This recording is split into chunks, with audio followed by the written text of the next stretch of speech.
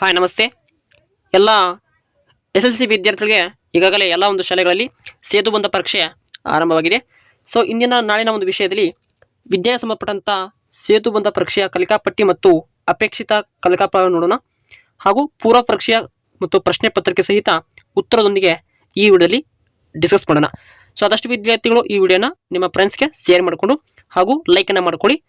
So ಯಾರೆಲ್ಲ ವಿದ್ಯಾರ್ಥಿಗಳು first time ನಮ್ಮ ಚಾನಲ್ ನೋಡ್ತಿದ್ರೆ ದಯವಿಟ್ಟು ಸಬ್ಸ್ಕ್ರೈಬ್ ಮಾಡಿಕೊಂಡು ಬೆಲ್ ಐಕನ್ ಕ್ಲಿಕ್ ಮಾಡ್ಕೊಳ್ಳಿ. ಮುಂಬರುವ ದಿನಗಳಲ್ಲಿ ಮುಂದಿನ ವಿಡಿಯೋಗಳನ್ನು ಮಾಡಲಾಗುತ್ತೆ. ಸೊ ಬನ್ನಿ, ಇಂದಿನ ವಿಡಿಯೋದಲ್ಲಿ ಸೇತುಬಂಧ ಪರೀಕ್ಷೆ 2026 ಮತ್ತು 27 ಸಾಲಿನ ಕಲಿಕಾಫಲ ಪಟ್ಟಿ ಮತ್ತು ವಿಜ್ಞಾನ ವಿಷಯ ಸೇರಿದಂತೆ ಪ್ರಶ್ನೆ ಪತ್ರಿಕೆ ನೋಡೋಣ. ಸೊ ಈ ರೀತಿ ಕಲಿಕಾಪಟ್ಟಿಯನ್ನು ಕೊಡಲಾಗಿದೆ. ಕ್ರಮ ಸಂಖ್ಯೆ 1ರಲ್ಲಿ ಪರಮಾಣುಗಳು ಮತ್ತು ಅಣುಗಳ ಸಂಕೇತಗಳನ್ನು ಗುರುತಿಸುತ್ತಾರೆ. ಹಾಗೂ ಪರಮಾಣುವಿನ ರಚನೆ ಅಲ್ಲಿ ಥಾಮಸ್ನ ಒಂದು ಇದೆ. ಸೊ ಅಲ್ಲಿ ನಾವು ಅರ್ಥ ಮಾಡಿಕೊಳ್ಳೋ ಪ್ರಶ್ನೆ ಇರುತ್ತವೆ. ಎರಡನೇ ಪ್ರಶ್ನೆ, ಭೌತಿಕ ಗುಣಲಕ್ಷಣಗಳ ಆಧಾರದ ಮೇಲೆ ಮಿಶ್ರಣಗಳು, ಸಮರೂಪ ಮತ್ತು ಅಸಮರೂಪದ ದ್ರಾವಣಗಳು. ಸೊ ಅದು ಸಂಬಂಧಪಟ್ಟಂಥ ಪ್ರಶ್ನೆಯೆಲ್ಲ ಕೊಟ್ಟಿರ್ತಾರೆ. ಸೊ ನಿಲಂಬಿತ ಮಿಶ್ರಗಳು ಮತ್ತು ಖನಿಜಲ ಮತ್ತು ನಡುವಿನ ವ್ಯತ್ಯಾಸಗಳನ್ನು ಗುರುತಿಸುತ್ತಾರೆ ಅಂತ ಈ ರೀತಿ ನಿಮಗೆ ಟಾಪಿಕ್ನಲ್ಲೇ ಕೊಟ್ಟಿರ್ತಾರೆ. ಸೊ ಪ್ರಶ್ನೆಗಳನ್ನ ನೋಡ್ಕೋಬೇಕಾಗುತ್ತೆ. ನಾನು ಡೈರೆಕ್ಟಾಗಿ ಕ್ವಶನ್ ಪೇಪರ್ಗೆ ಬರ್ತಿದ್ದೀನಿ ನೋಡಿ.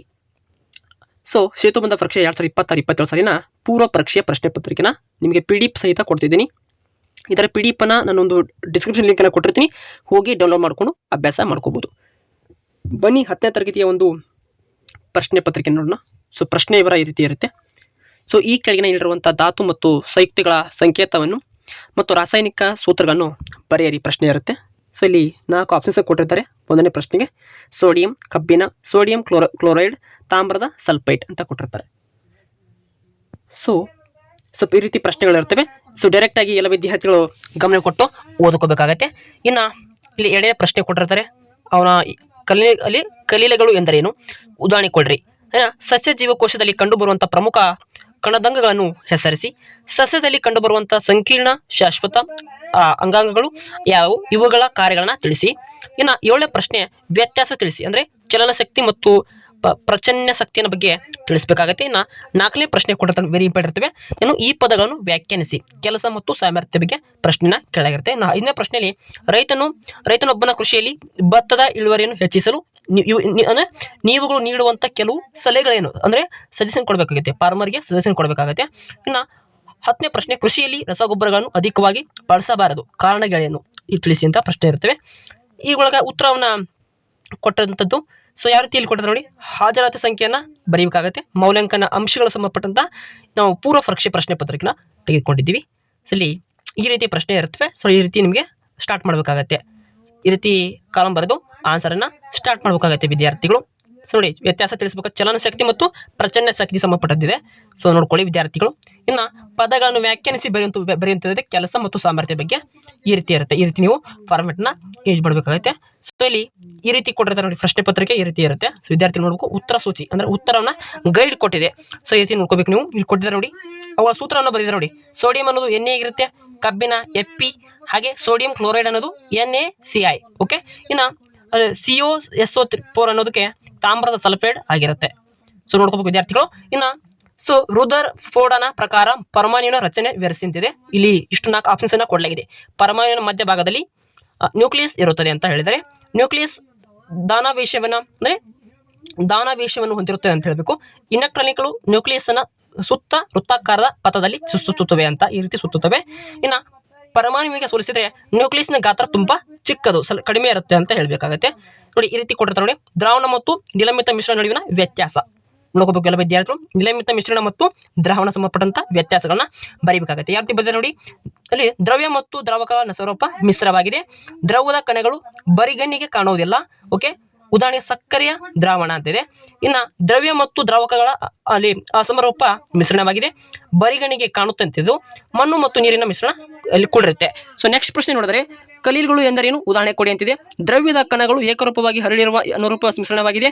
ಉದಾಹರಣೆ ನೀರು ಮತ್ತು ಹಾಲಿನ ಮಿಶ್ರಣ, ಗಾಳಿ ಮತ್ತು ಹೊಗೆಯ ಮಿಶ್ರಣ ಆಗಿರುತ್ತೆ. ಇನ್ನು 5ನೇ ಪ್ರಶ್ನೆ ನೋಡ್ಬೇಕು, ಸಸ್ಯ ಜೀವಕೋಶದಲ್ಲಿ ಕಂಡುಬರುವಂತಹ ಪ್ರಮುಖ ಕಣದಂಗಗಳು ವೆರಿ ಇಂಪಾರ್ಟೆಂಟ್ ಇರುತ್ತೆ ನೋಡಿ ಈ ಪ್ರಶ್ನೆ. ಅಲ್ಲಿ ಕೋಶಪೊರೆ, ಕೋಶಭಿತ್ತಿ, ನ್ಯೂಕ್ಲಿಯಸ್, ಹಾಗೆ ಮೈಟೋಕಾಂಡ್ರಿಯಾ, ಅಲ್ಲಿ ರೈಬೋಸೋಮಸ್, ಕ್ಲೋರೋಪ್ಲಾಸ್ಟ್ ಇತ್ಯಾದಿಗಳು ಆಗಿರ್ತವೆ. ಸೊ ಇನ್ನು ನಾವು ಕಂಡಿರುವಂಥ ಪ್ರಶ್ನೆ ಕೊಟ್ಟಿವಿ, ಶಾಶ್ವತ ಅಂಗಾಂಶಗಳು ಯಾವುವು, ಇದರ ಅವರ ಕಾರ್ಯಗಳನ್ನು ತಿಳಿಸಬೇಕಾಗೈತೆ. ಇಲ್ಲಿ ಫ್ಲೋಯಮ್ ಮತ್ತು ಅಲ್ಲಿ ಕ್ಲೈಸಮ್ಗಳ ಒಂದು ಸಂಕೀರ್ಣ ಶಾಶ್ವತ ಅಂಗಗಳಾಗಿವೆ. ಫ್ಲೋಮ್ನ ಒಂದು ಸಸ್ಯಗಳಲ್ಲಿ ಆಹಾರವನ್ನು ಸಾಗಿಸುವ ಹಂಗಂದ್ರೆ ಫುಡ್ಡನ್ನು ಅಲ್ಲಿ ಇದು ಮಾಡುತ್ತೆ ಕ್ಯಾರಿ ಮಾಡುತ್ತೆ. ಇನ್ನು ಕ್ಲೈಸಮ್ ಆ ಸಸ್ಯಗಳ ನೀರು ಮತ್ತು ಲವಣಗಳನ್ನು ಸಾಗಿಸುವ ಅಂಗಾಂಶವಾಗಿದೆ ಅಂತ ಹೇಳಬೇಕಾಗೈತೆ. ಸೊ ನೆಕ್ಸ್ಟ್ ಪ್ರಶ್ನೆ ನೋಡಿದ್ರೆ ವ್ಯತ್ಯಾಸ ತಿಳಿಸಿದ ಪ್ರಶ್ನೆ ಇದೆ, ಅದು ಚಲನಶಕ್ತಿ ಮತ್ತು ಪ್ರಚನ್ನ ಶಕ್ತಿ ಅಂತ ಕರಿತೀವಿ. ಇಲ್ಲಿ ಚಲನಶಕ್ತಿ ಅನ್ನೋದು ಒಂದು ಕಾಯವು ತನ್ನ ಚಲನೆಯಿಂದ ಪಡೆದ ಶಕ್ತಿಯಾಗಿದೆ. ಉದಾಹರಣೆ ಬಿಸಿಲಿನಿಂದ ಹೊರಣ ಬಾಣದಲ್ಲಿನ ಶಕ್ತಿ ಅಂತ ಕರಿತೀವಿ. ಇನ್ನು ಒಂದು ಕಾಯವು ತನ್ನ ಸ್ಥಾನದಿಂದ ಪಡೆದ ಶಕ್ತಿ, ಎತ್ತರದಲ್ಲಿನ ನೀರಿನ ಟ್ಯಾಂಕ್ನಲ್ಲಿರುವ ಶಕ್ತಿ ಅಂತ ಅಲ್ಲಿ ಕೊಟ್ಟಿರ್ತಾರೆ. ಅವುಗಳ ವ್ಯತ್ಯಾಸವನ್ನು ನೋಡ್ಕೋಬೇಕಾಗುತ್ತೆ. ಇನ್ನು 8ನೇ ಪ್ರಶ್ನೆ, ಪದಗಳನ್ನು ವ್ಯಾಖ್ಯಾನಿಸುವ ಪ್ರಶ್ನೆ ಕೊಟ್ಟಿದ್ದಾರೆ. ಕೆಲಸದ ಒಂದು ಕಾಯದ ಮೇಲೆ ಪ್ರಯೋಗವಾದ ಬಲ ಮತ್ತು ಉಂಟಾದ ಸ್ಥಾನಪಲ್ಲಟಗಳ ಗುಣಲಬ್ಧ.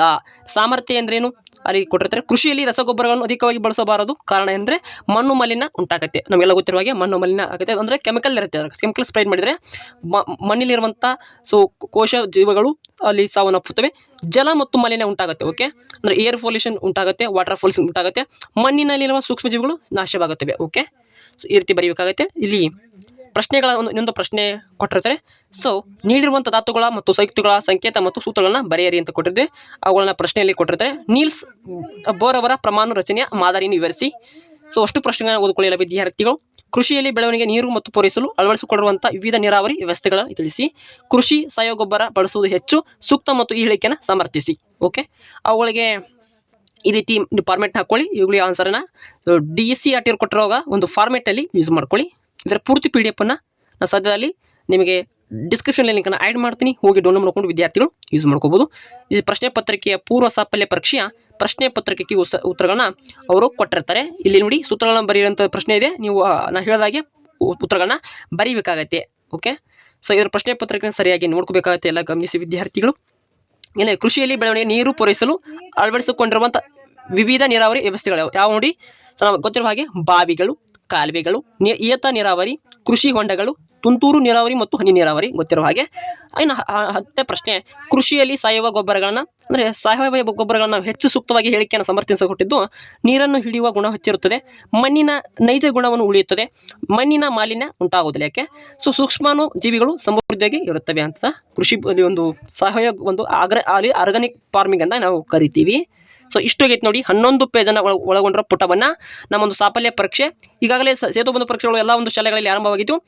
DSRT ಅವರ ಪ್ರಕಾರವಾಗಿ ಅಂದರೆ ಸೊ ಈಗಾಗಲೇ ಎಲ್ಲ ಒಂದು ಸಂಬಂಧಪಟ್ಟಂಥ DSRT ಅವರ ಒಂದು ಅವರ ಪರ್ಮಿಟ್ನಲ್ಲಿ ನಡೀತಿದೆ ಎಕ್ಸಾಮ್ಗಳು. ಸೊ ಎಲ್ಲ ಪರೀಕ್ಷೆಗಳು ಯಾವ ರೀತಿ ಹೆಂಗೆ ನಡೆವು ಕಮೆಂಟ್ ಮೂಲಕ ತಿಳಿಸ್ಕೊಡಿ. ನಿಮ್ಮ ಒಂದು ಶಾಲೆಗಳಲ್ಲಿ ಯಾವ ಜಿಲ್ಲೆಯಲ್ಲಿ ಈ ವಿಡಿಯೋ ನೋಡ್ತಿದ್ದೀರಿ ದಯವಿಟ್ಟು ನಿಮ್ಮ ಜಿಲ್ಲೆ ಹೆಸರನ್ನು ಕಮೆಂಟ್ ಮಾಡಿ ತಿಳಿಸಿ. ಸೊ ಈ ವಿಡಿಯೋ ಬಗ್ಗೆ ಅನಿಸಿಕೆ ಅಭಿಪ್ರಾಯಗಳನ್ನು ತಿಳಿಸಬೇಕಾಗತ್ತೆ. ಸೊ ಹೆಚ್ಚಿನ ವಿಡಿಯೋನ ಜನರಿಗೆ ಶೇರ್ ಮಾಡ್ಕೊಳ್ಳಿ, ಅಂದರೆ ನಿಮ್ಮ ಸ್ನೇಹಿತರಿಗೆ ಕೂಡ ಹೆಲ್ಪ್ ಆಗುತ್ತೆ, ಅವರಿಗೂ ಕೂಡ ಶೇರ್ ಮಾಡ್ಕೊಳ್ಳಿ. ಶೇರ್ ಮಾಡಿಬಿಟ್ಟು ಏನೇ ಡೌಟ್ ಸಮಸ್ಯೆಗಳಿದ್ದರೆ ಸೊ ಕಮೆಂಟ್ ಮಾಡಬೇಕಾಗುತ್ತೆ. ಎಲ್ಲ ವಿದ್ಯಾರ್ಥಿಗಳು ಕಮೆಂಟ್ ಮಾಡಿದರೆ ನಮಗೆ ಗೊತ್ತಾಗುತ್ತೆ ಏನು ಸಮಸ್ಯೆಗಳಿದ್ದರೆ. ಹಾಗೆ ಫಸ್ಟ್ ಒಂದು ವಿಡಿಯೋಕ್ಕೆ ಲೈಕ್ ಕೊಡಿ, ಅಂದರೆ ಹೆಚ್ಚಿನ ಜನರಿಗೆ ಈ ವಿಡಿಯೋ ರೆಕಮೆಂಡೇಶನ್ ಆಗುತ್ತೆ.